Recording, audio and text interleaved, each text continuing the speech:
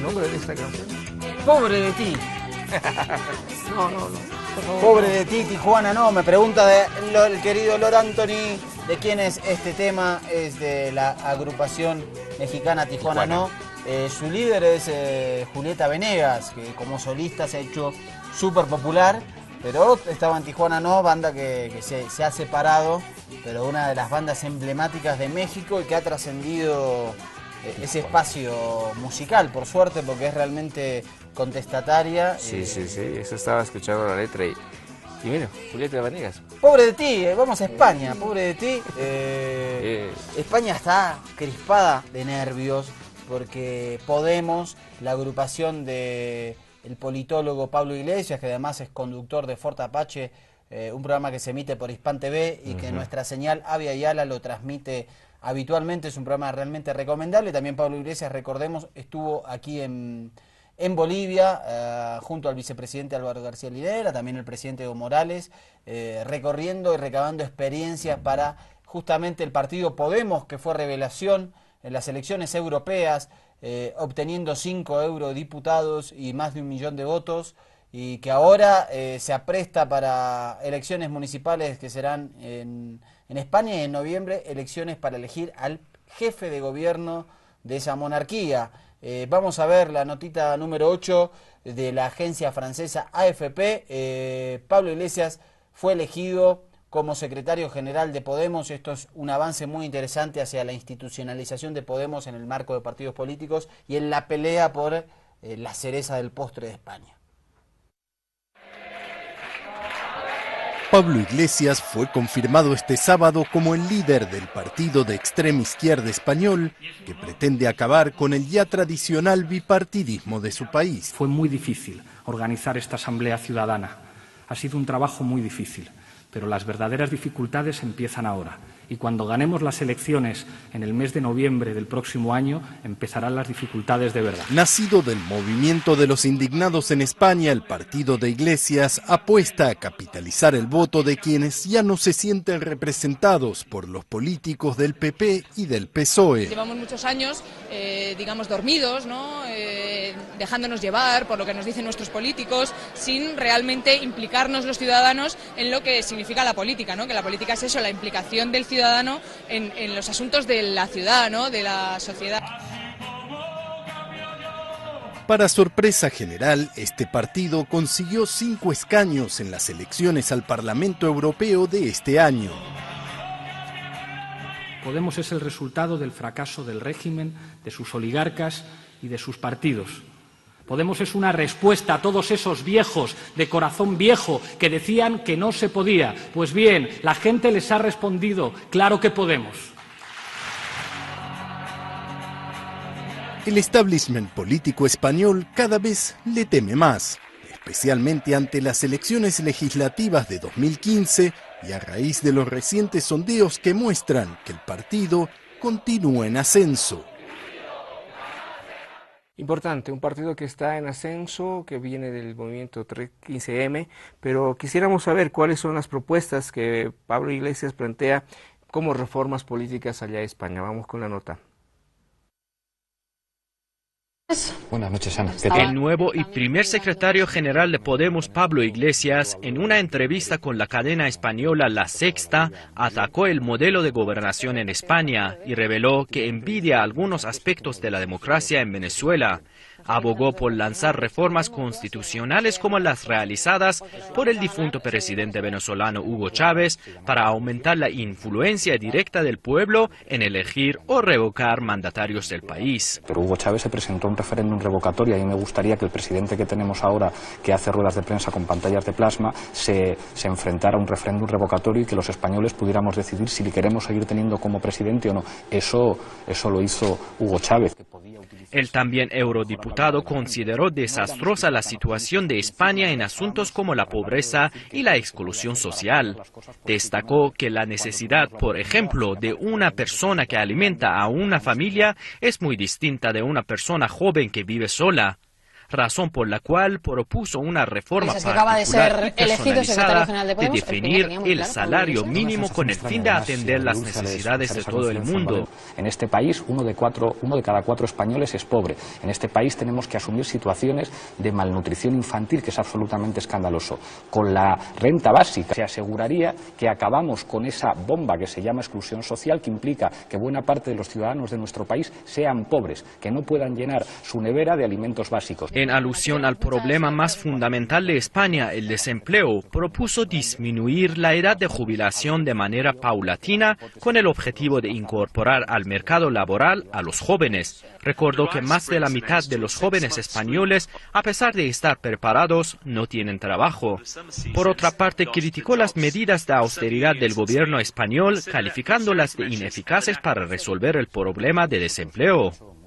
Se dice que en este país el problema es que hay que ahorrar. Para solucionar el problema del paro y los principales problemas económicos, lo que necesitamos es aumentar los ingresos para hacer políticas expansivas, que favorezcan la generación de demanda interna y el consumo.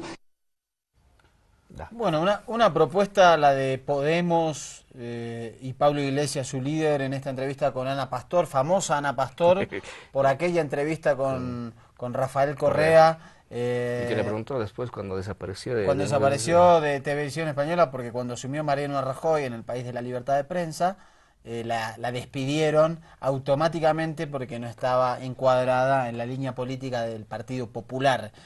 Así que imagínense la libertad de prensa. Y bueno, y hablaba con Ana Pastor en La Sexta, un programa de entrevistas que realiza esta periodista. Interesante porque planteó, digamos, que Venezuela es una democracia, planteó que es imperdonable, injustificable que haya niños con malnutrición en España, y también planteó la necesidad de reformas políticas, estructurales y económicas. Una reforma constitucional planteaba Pablo Iglesias, de alguna manera ha reflejado también lo que es el sentir de los españoles después del movimiento del 15M. Hay un detalle que me llama mucho la atención y cuando recalca sobre el revocatorio. Aquí también en Bolivia ha habido ese revocatorio donde el presidente ha conseguido 64%. 67. 67. 64 consiguió en la elección de 2010. 67 en ese referéndum revocatorio del 10 de agosto de 2008. Perfecto, entonces... Pero sí, está en la línea. Y bueno, el detalle es de que lo plantea y lo dice directamente. Y hay un detalle que estaba revisando precisamente y seguro que le va a encantar esta noticia. Usted es su amigo Mario Vargas Llosa. Sí, somos súper panas. Panas. Hizo unas declaraciones cuando estaba entregando una biblioteca allá en Madrid y dice que ve con preocupación el ascenso del Partido Progresista de Pablo Iglesias, Podemos, en España. Si este señor Vargas Llosa, un conservador ultraderechista, con declaraciones hasta bastante fuertes, plantea su preocupación, aunque sea a la pasadita, significa que Pablo Iglesias y todo el movimiento de Podemos está dando mucho que hablar. Mucho que hablar, y como da mucho que hablar, y me diste pie con el de Vargas Llosa, vamos a ver lo que dice Esperanza Aguirre, una de las líderes del Partido Popular de España, sobre Podemos. El PP. Y lo que dice Podemos es que está a favor del régimen bolivariano chavista hoy de Maduro en Venezuela, que quiere decir que la justicia está dominada por ellos, que en el Parlamento venezolano te pueden romper la nariz impunemente mientras hablas en la tribuna, como le hicieron a María Corina Machado, que por cierto va a estar conmigo la semana que viene en la Fundación Libertad, en el acto que organiza Mario Vargas Llosa en la Casa de América, o sea que si usted tiene alguna duda se lo pregunta. Bueno, pues ese régimen ha financiado con 3.700.000 euros a la Fundación de Podemos. Y ese régimen ha sido defendido por no solamente su líder, sino muchos otros de sus dirigentes. Segundo, que el régimen cubano, el que a Fidel Castro le suceda a Raúl, no les parece una casta. Que lleven 55 años oprimiendo al pueblo cubano, tampoco les parece una casta. Y cuando al señor Iglesias le preguntan qué diría el de ETA, contesta que él diría que sí, que ha causado mucho dolor, que eso es verdad, pero que tiene una explicación política. Y entonces, como además Herrirá o la coordinadora de los presos tiene en este señor a su máximo adalid aquí en la Comunidad de Madrid, pues yo digo que los ciudadanos tienen que saber eso, que hay mucha palabrería, seguro, pero que estos señores, pues, son lo que son. Qué miedo que tiene. Esperanza. El miedo es, sí, Esperanza Aguirre es secretaria general del Partido Popular en Madrid, una de las dirigentes conservadoras más importantes. Qué miedo que tienen, porque el PP es el brazo armado del franquismo en la democracia española. Se han negado sistemáticamente a hacer justicia con los crímenes de lesa humanidad que cometió el dictador Francisco Franco durante 45 años en ese país. Siguen en las cunetas, siguen en los estrados judiciales los reclamos por los millones de detenidos, desaparecidos, exiliados, asesinados.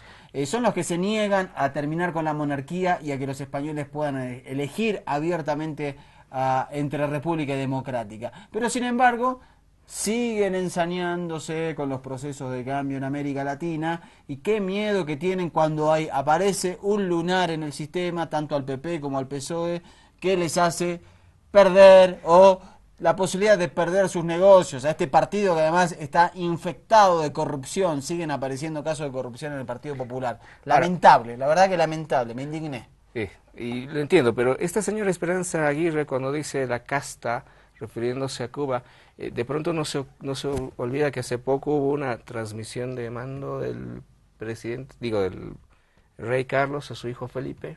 No es también de pronto lo mismo que ella ha denunciado, el régimen que de pronto ella dice, ¿no? O sea, son palabras que se repiten. Eso es para conservar negocios. La transmisión de mando de Juan Carlos, que estuvo del 75 en adelante hasta hace unos meses, y ahora está su hijo, salido de Felipe VI de Borbón. Salido de Franco también. Vamos a escuchar a Felipe González, porque no solo el PP habla de Podemos. A ver. ¿Qué temo? Aparte de la confusión, pero no temo, la tontería, por la edad que tengo, imagínate, es mucho mayor que tú, como voy a temer cosas, ¿no? Aparte de que uno no puede perder la memoria histórica, temo que prendan durante cierto tiempo, que no pasa nada, tampoco, solo es cuestión de esperar, que prendan propuestas que llamaremos con Fernando Enrique Cardoso utopías regresivas.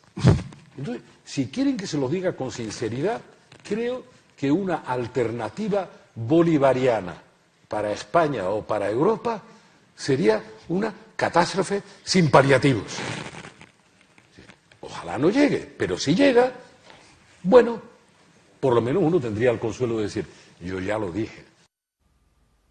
Y lo dijo, pero porque sus intereses están de por medio. Catástrofe sin paliativos. Le quiero preguntar al ex jefe de gobierno español durante 4 periodos, digamos, nadie le llamó dictador a Felipe González por estar 4 periodos en el poder en España. ¿Qué crisis sin paliativo es 7 millones de parados en España? 7 millones de desocupados.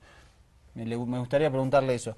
¿Sabe? Entrevistamos a un gran amigo de la casa, el querido Pescadilla Aníbal Garzón, que ha vuelto para su querida Cataluña luego de varios años dando vueltas por nuestra querida América. Estuvo en Ecuador, estuvo 3 años aquí en Bolivia y estuvo un año y piquito en Chile. Y nos cuenta un poquito de Podemos, a ver cómo nos ayuda a entender a Podemos nuestro querido Pescadilla Garzón. Yo, por las experiencias que he podido estar en países de América Latina, siempre intento, para entender el proceso de Podemos, compararlo justamente con los procesos de América Latina. España ha metido un modelo neoliberal parecido al consenso de Washington. Por lo tanto, el crecimiento de la desigualdad ha generado que esta crisis económica y este modelo neoliberal haga una ruptura también, se esté generando las resistencias para ruptura política. Por eso nació el 15M aquí en España. Justamente en América Latina hubo esos procesos también con una intensidad más fuerte, como el Caracazo, o en Bolivia la guerra del agua, la guerra del gas. Lo que hay que tener en cuenta es que vemos que en América Latina los procesos fueron de gente totalmente excluida, ¿no? Como los indígenas de Bolivia excluidos durante toda la historia.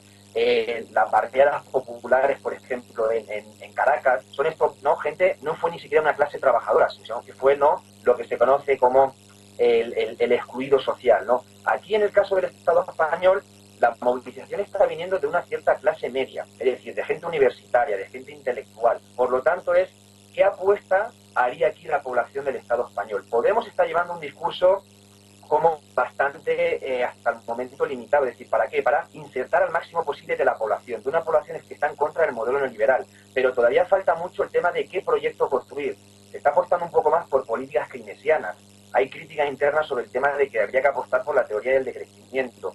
Por lo tanto, sí que está teniendo un cambio cuantitativo de una fuerza que, según las últimas estadísticas, podría ser la segunda fuerza a nivel nacional, pero ¿qué proyecto hay que construir? Porque es muy variopinto la gente que está estando dentro de Podemos, es decir, comunistas, socialdemócratas, e incluso en el tema nacionalista catalán y español es muy dudoso, porque hay gente que está de acuerdo a la determinación y hay gente que no, un Estado centralista. Por lo tanto, ahora mismo sí que es una lucha entre la masa más popular y clase media contra la casta, que se llama el concepto ese que se ha fundido en la opinión pública, la casta, la oligarquía, sobre todo por los casos de corrupción.